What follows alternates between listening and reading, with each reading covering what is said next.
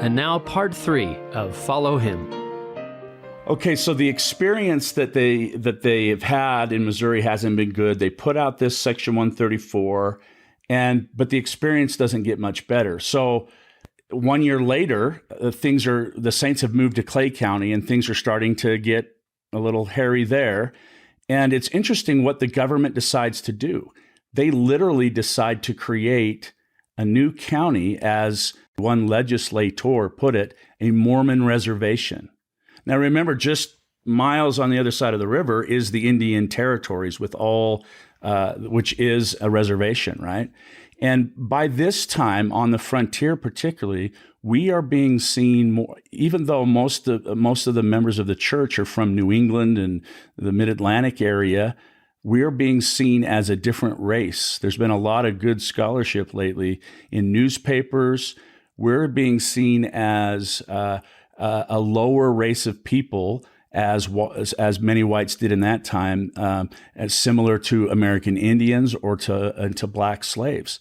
And it's interesting that the legislator would use the term a Mormon reservation, right? A place where you can go, where we can just keep you confined. And we take it because it's a place to be where we can safely gather again. And Ohio is breaking down. And so we go to Caldwell County and set up far west. And one of the other counties that's made out of that, Daviess County to the north, was meant to be open to everyone. And we took that to mean us as well. But the people that were Missourians who wanted to move there took it to mean, no, you're supposed to basically stay on the reservation, right? And this leads up to, in 1838, the congressional election is coming up, and some of our saints there in that Daviess County go to vote in the county seat called Gallatin, and they're met by men who are going to try and stop them from voting, and they're being whipped up by a candidate to stop them, and a fist fight breaks out that leads to people grabbing lumber from the nearby yard on both sides and just beating each other severely. And the end result is we don't get to vote. We literally are stopped from exercising the right to vote. And rumors fly from that, and people take that to mean whatever they want it to mean. And that's the beginning of what's known as the Missouri War, the Mormon War of 1838. And things, of course, as we know, spiral out of control. And you literally have militias from other counties going against the militia of Caldwell County, which is almost exclusively Latter-day Saint. You have a civil war, is what's really going on. In fact, before Kansas is bleeding, we talk about bleeding Kansas, leading to the Civil War, right? When Kansas is made a place where, popular sovereignty, where you go there and then people will vote about whether it's going to be slave or free. And so you get these conflicts that's called bleeding Kansas, which leads right into the Civil War. Well, before Kansas was bleeding, 2 decades before Kansas was bleeding, Missouri was bleeding, right?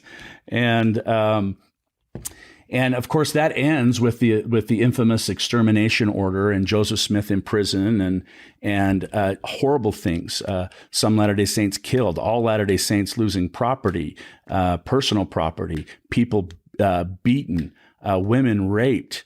It's just awful. And then once again, in the middle of winter, having to leave the state, walk across the frozen Mississippi. And so it is a traumatic, compared to Jackson County, where the things that happen are more traumatic, but it's also back then the church was split in 2 different places. Here, the church that's the faithful is all in one place.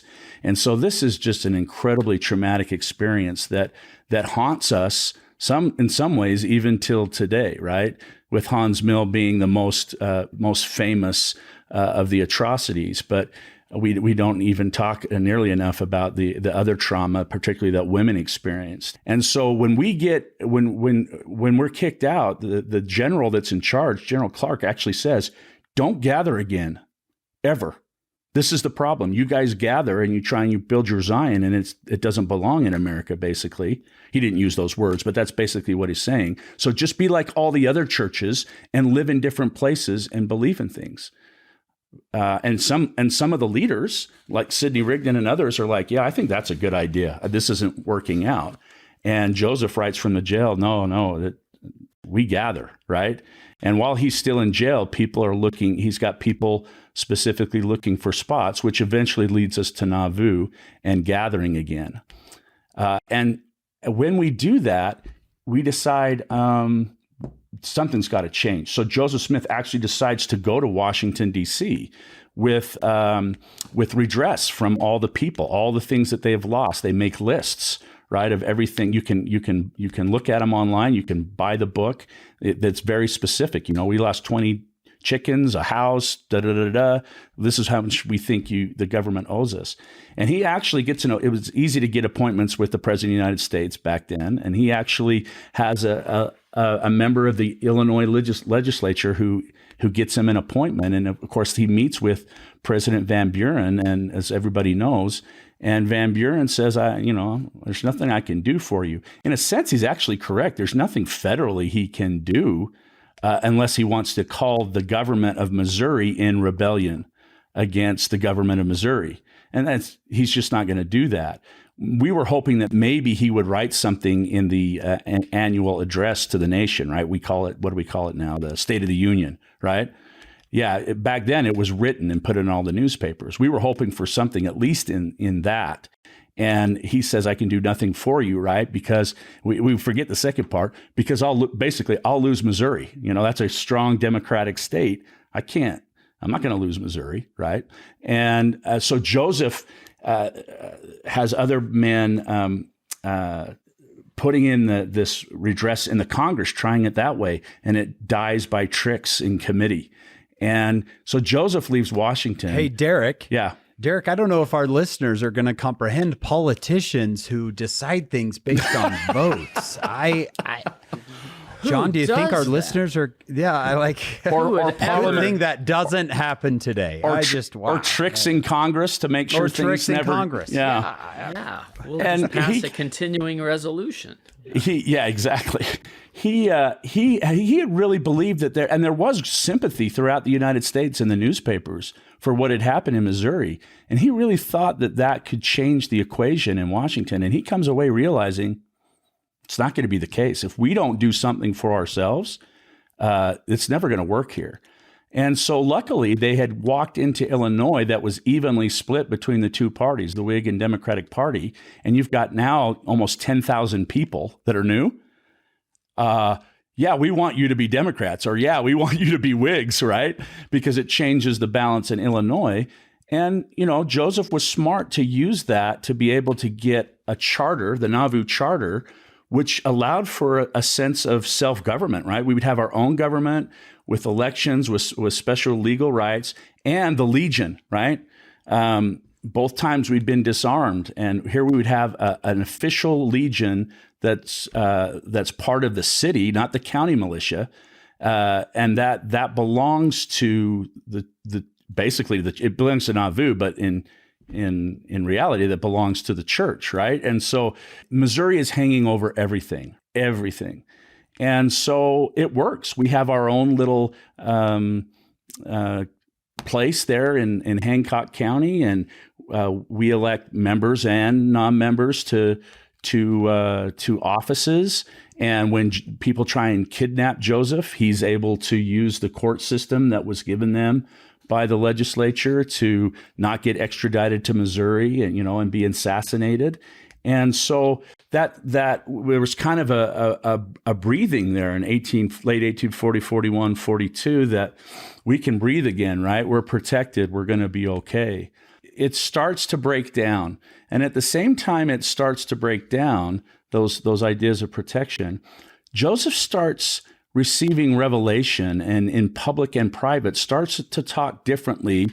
And it's all around the temple, right? He's talking in public about keys, and he's talking into the Relief Society about keys, and he's talking to the people about, he's using the book of Revelation to talk about priests and kings made by God, right, that rule with Christ for 1,000 years.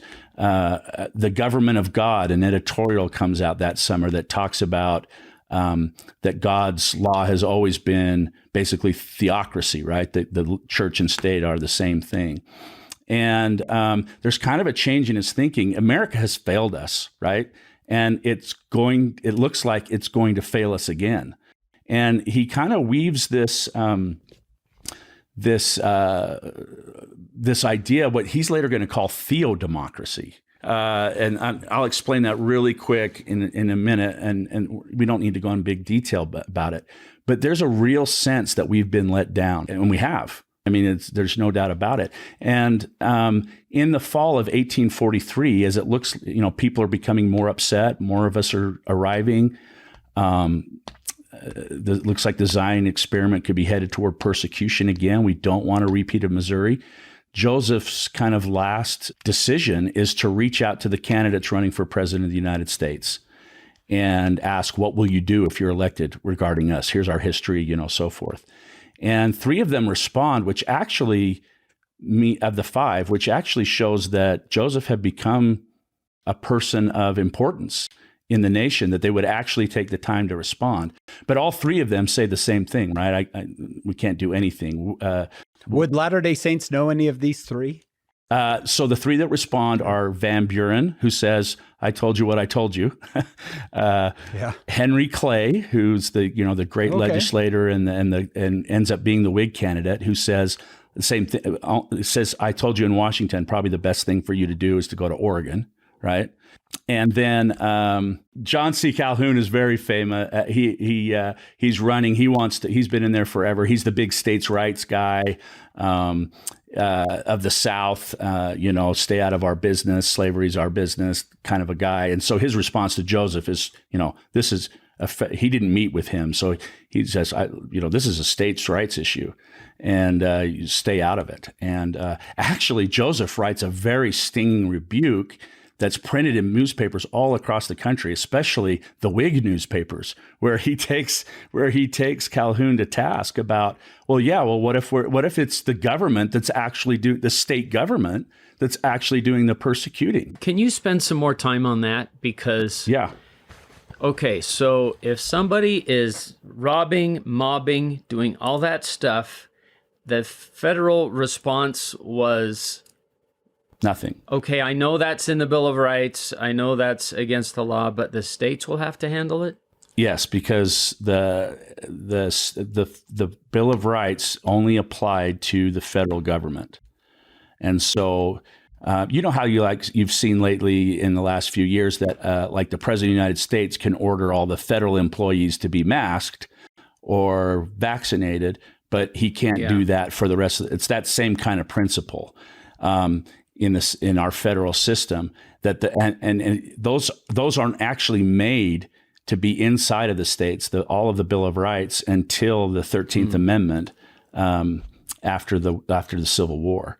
And so the remedy is to go to your state government, right? If you're being mobbed, if your rights are being violated, you go to your state government. You don't go to the federal government.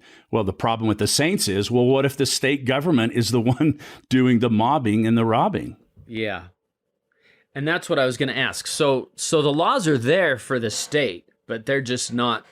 They're not enforcing. Willing to do something. Yep. That's exactly right. Right. And so it's obviously a lot more complicated than that. But the idea is that they don't see any options anymore. And so in the end of January, a meeting is held of the leading brethren of the church that are in town, and they propose and nominate Joseph to run for president of the United States, not just on an independent ticket, but with independent electors. In other words, that means that we'll create electors for the Electoral College in every state. So it's not just a PR thing. They're actually building an infrastructure for there to be a chance, if he won a state, for those votes to be cast in the Electoral College. So right from the very first meeting, it's serious. They talk about sending certain people to certain places. Joseph says, send everybody who can preach out to electioneer, and this is his quote, "There's oratory in the church enough to get me in the first slide," end quote. So the first time. So it's, all political campaigns are, wow,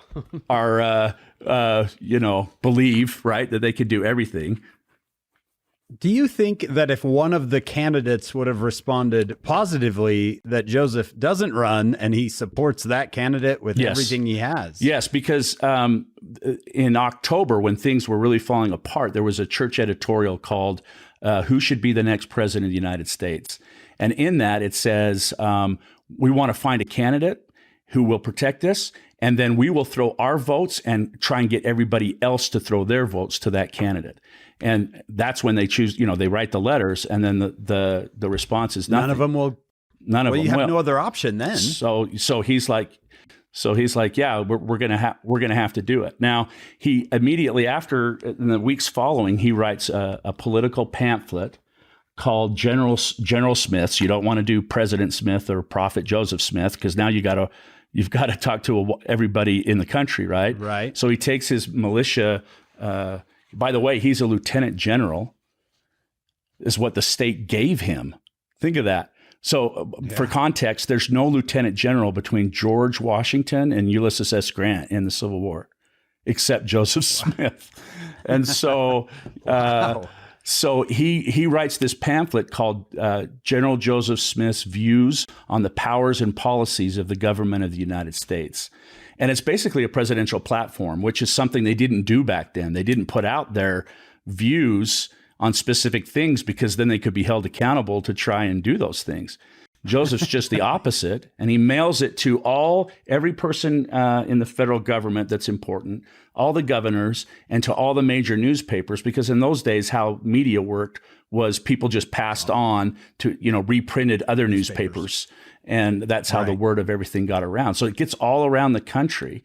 And he does very specific things, but the things that it's most noted for in his platform is he wants to abolish slavery within a few years by selling all the leftover land of the Louisiana Purchase and then buying the freedom of the slaves, which England had just done the decade before in the Caribbean. They had paid the masters for the freedom of the slaves. And so it's something that had been done that he knew about, and he offered that. And no one else is talking like that except for the Liberty Party, but they're also a small group. And so, I mean, that's a big thing to say, right? There's several other things, but the other big one that's important to us is that he wanted to make it so that the president had power to enforce the Bill of Rights in the states. And he says, and he uses that same justification that he uses in his letter to Calhoun. If the government of the state is the one doing the mobbing, then the federal government has to step in to protect freedom of religion, and not alone freedom of life or freedom of property. Right. And so, once this starts to get out and get a little traction, local Illinois people are like, this guy's going too far now, right? And they call for a wolf hunt, which is not a subtle call for everybody to get their guns and we'll go hunt wolves, but maybe find Joseph out of town or whatever. And so Joseph realizes that the danger is getting quicker than he thought, and gets the Council of 12 together and says, we need to start sending people west to find where we go next. And if we can't find enough people, then we'll just wait till after the election. And we got to start looking for where to go in the west, because it doesn't look like it's going to work out here. We have to leave the country. Yes, isn't that right? We're going to try this election thing, and we're going to try some other things. But the writing seems to be on the wall that we need to leave America, because America is not giving us freedom of religion. Imagine that, Derek. Latter-day Saints have to flee the United States. I just think that some people hear, oh yeah, Joseph Smith was a candidate for president of the United States. Oh, that guy just had delusions of grandeur or something. And what you're saying is, as a direct result of not being able to redress the grievances that were happening to the saints. They would have thrown their support behind another candidate if they would have supported that, but that wasn't happening. So as a direct result of that, he's running for president, not because he's kind of crazy ambitious or has political aspirations. Am I saying that accurately? You are, and as Joseph Smith did with everything, he throws, the kitchen sink in. I mean, he goes for the gusto, and so I'm one of two experts in the entire world, right, on Joseph Smith's presidential campaign. Me and a fellow named McBride, who's in the Joseph Smith papers. So Spencer, his book came out this year. My book came out last year. And because of the Council of 50 Minutes, which I'll introduce in just a second, and because of his really good U.S. history research and my 15 years of tracking down all the people who went on missions, you can't call it a PR. It has been called that in the past by historians, church historians especially, but the evidence is overwhelming that it was a real campaign. It wasn't just try to get our name out there. Yeah, get our name out there or throw away our votes or whatever. And so with this wolf hunt, like I mentioned, they start planning to go out west as well. And the wolf hunt was actually planned for March 9th, although it doesn't happen. On March 11th, 2 days later, Joseph Smith creates what's called the Council of 50. Its real name is much longer and is literally calling it the Kingdom of God on earth, with the people in it as the servants of God to do his will. And it's a council of 50 men. They meet confidentially, and their goals are made clear from the very first meeting. They are, one, to find a place where we can go, to leave, anywhere we can go, to build up a theodemocracy, to build up to be able to worship our rights. The only way we're going to be able to do that is if we're in control of our government.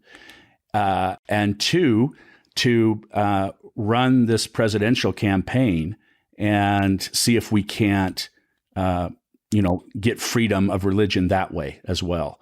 And so they're working on both projects initially. They send someone to Texas who's not even a part of the United States yet, they're their own republic. And they actually negotiate a deal, Sam Houston does, with our ambassador, to have us move down there near the Mexican border to kind of be a buffer between the Texans and the Mexicans.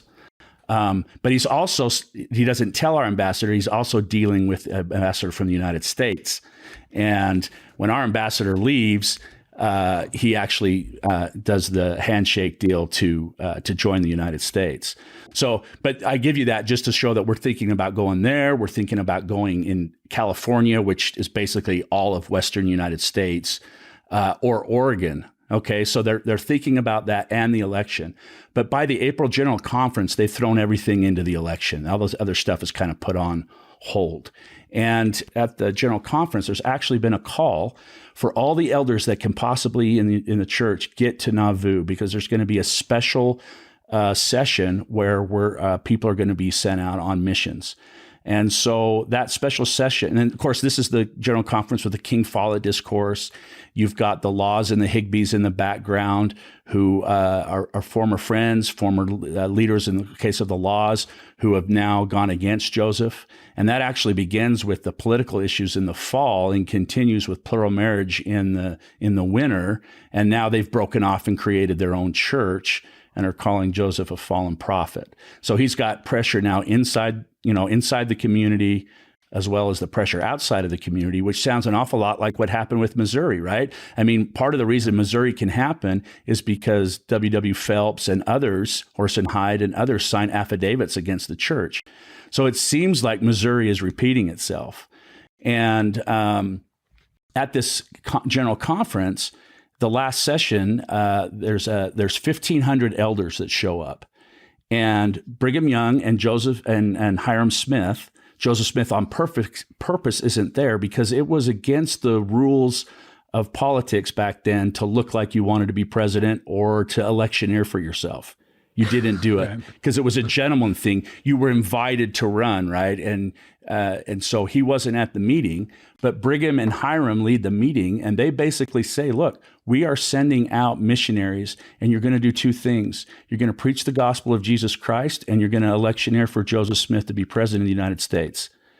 And we want you to electioneer with everybody that you can. We want you to do this, and we can have success. Brigham Young says this is a fire that can't be put out. It's a really, you read the firsthand accounts, it's a really resounding meeting and the cheers for Joseph Smith for president.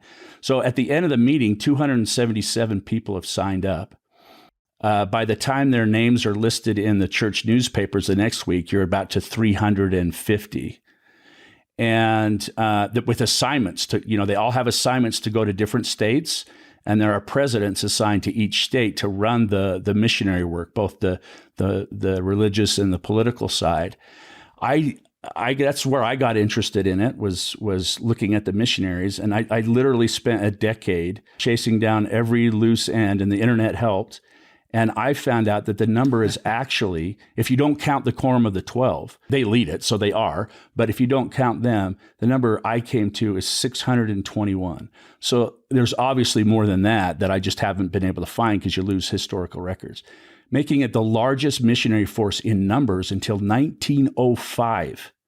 And as far as the number, percentage of available priesthood men being out on a mission, there's never been again like in the history of the church. So that right there tells you it's a big deal. It's not just a PR campaign, right? Because they're not just going out to say we've been abused and maybe you should vote for Joseph Smith. They're holding conventions in each of the states. They're nominating electors who will go on to the Electoral College. They're renting big halls. They're having big rallies and small rallies. They're preaching and electioneering in homes, in schoolhouses, throughout all the states, with a special, the most being sent to Illinois and New York, where they would have the most chance of influencing things, would be those two states. Right. But in the research I've done, it's a very serious thing, and they're doing the best they can, right? And in some places, they're getting a little bit of support from those people who don't like either party. But in some places, especially the South, they're getting persecuted pretty bad, tarred and feathered, threatened, bricks thrown at them, all kinds of things. And while they're out doing that, Joseph and the Council of 50, who consider themselves to be like I said, the kingdom of God on earth, to prepare for the second coming when it comes, that like we've all said, there has to be a kingdom for him to come to, right? Right. Well, this revelation to him, he believed that's what they were doing, right? And if it doesn't work out with the election, then we'll leave the country, right? And he has this idea of theodemocracy, which is where God and the people share power. In other words, God calls people to be the rulers. The people sustain those rulers.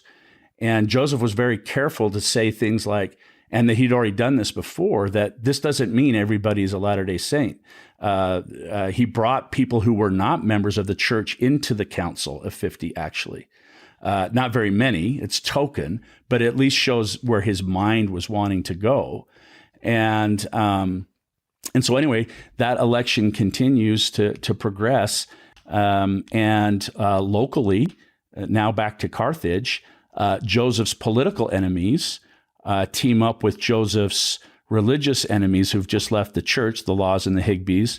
In fact, the leader of one of the parties actually is the one that gives the printing press to the Higbees and the Laws to print the Nauvoo Expositor. And so in the Nauvoo Expositor, this newspaper that's put up by Joseph's enemies talks about plural marriage, right? Goes into all those details. But those things have been out for years that they'd had to combat with John C. Bennett, which you may have talked about in other podcasts. We actually haven't talked much about John C. Bennett. So just give us a brief little. Yeah. So John C. Bennett is the ultimate opportunist, right? And he sees with the Mormons with the Latter-day Saints coming into Illinois, a chance to get at the top of something. And so he writes Joseph Smith saying, hey, I have influence in the legislature. I can help you out. I believe what's happened to your people's terrible. I want to be a member of your church. And Joseph takes him. I mean, it's a perfect kind of guy for him to be able to get what he wants. And he rises in the church to being even an assistant counselor in the first presidency. But Joseph starts to find out that he's been leaving wives everywhere, that this guy is a serial adulterer. And at the same time, Joseph Smith is teaching plural marriage secretly. He's teaching that we don't even know that he knew about Joseph teaching. That's usually what people say. But Brian C. Hale's research on that, we're not quite sure that he even knows what Joseph's talking about. He's just using his position in the church to be an adulterer. And when that comes to light, and in 1842, he resigns as mayor, and Joseph is elected as mayor in his place. But John C. Bennett then goes on a nationwide tour, saying that the Mormons are out to take over the world, that Joseph has this harem of women. And we actually send missionaries out then too to discount those claims. And for the most part, the national media says, you're a nut, guy. What are you talking about? This is not happening there. And so the fire's put out pretty quickly. But what's really concerning, I think, for Joseph is that someone has leaked the Council of 50, because that's talked about in the newspaper, and his presidential aspirations. He's made out to be someone who is trying to take over the country to enforce, Mormonism on everybody. And so Joseph and the council decide that if they don't get rid of this paper, that Missouri will happen all over again. And so they vote as a council to not just destroy the issues of the paper, but destroy the press themselves, the press itself. And that leads to the crisis, which eventually leads to Joseph and Hyrum being in Carthage Jail, but not for the expositor. The expositor was just a way to get them to Carthage. Once they're released on bond for that, they're arrested for, wait for it, treason, just like Jesus, right? He's convicted by the Sanhedrin. No, seriously, he's convicted by the Sanhedrin for blasphemy. But the charge when it gets to Pilate is switched treason, right? Against Caesar. And they do the same trick there, and that's how there's no bond for treason. And so he's kept in the jail, and then this organized mob who has all kinds of undertones, but political undertones for sure, assassinates Joseph and Hyrum. And Joseph Smith literally becomes the first presidential candidate in the history of the United States to be assassinated. Wow. You add into there Thomas Sharp, right? And and Sharp's doing it out of politics, right? And Governor Ford just is trying to avoid civil war on, if you're being generous to him. So, plural marriage is part of it. Yeah, but all of Zion is part of it. Zion for us is a whole way of life, a whole structure.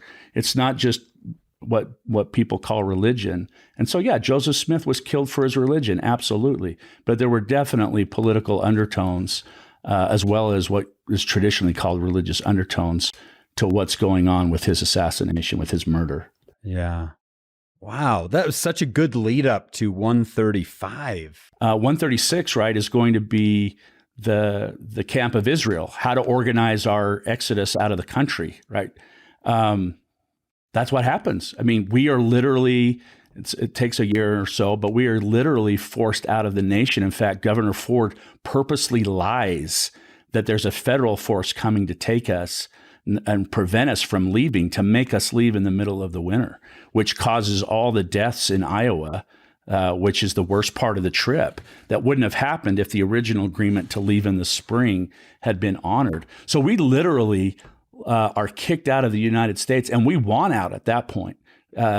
You've done nothing but murder and rape and kill, and now you've killed our leaders.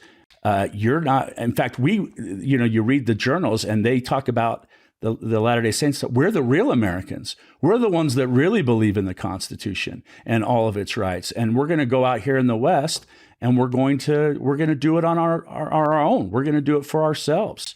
We're going to create this theodemocracy, and we're going to call it Deseret, right? And And the problem is they get out there and they start to do that. And then the United States wins the Mexican-American War, and now they're back in America, right? They're only out for about a year, really, out of America before they're right back in it.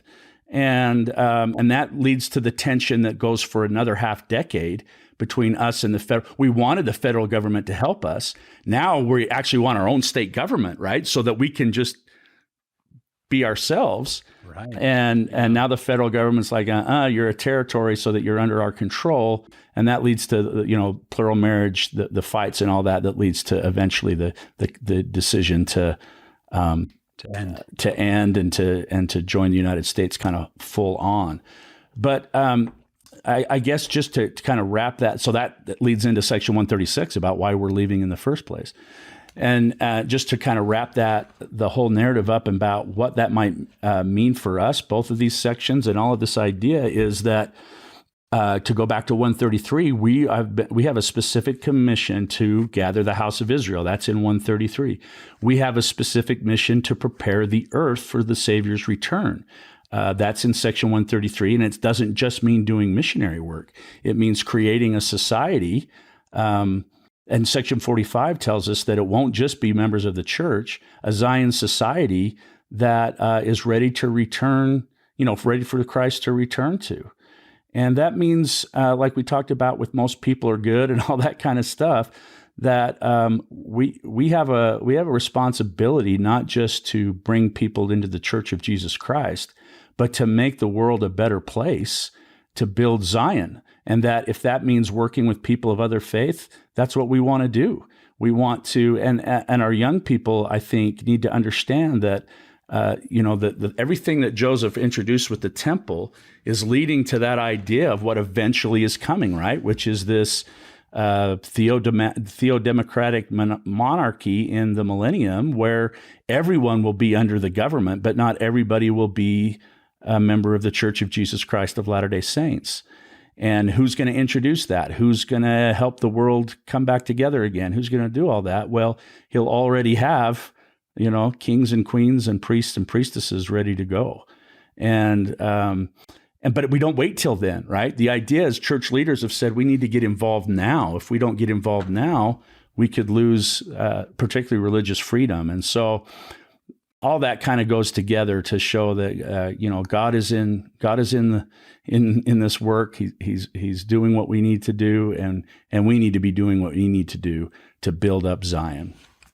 I'm just so glad for some of the nuggets, especially the idea, and I think I had heard it, but I really get it today, that Joseph Smith, it wasn't just, I think I'll run for president, or it was direct result of trying to address the things that had happened, the persecution, property, life, horrible things, as you mentioned, that had happened to the saints. So that and bringing attention to it even.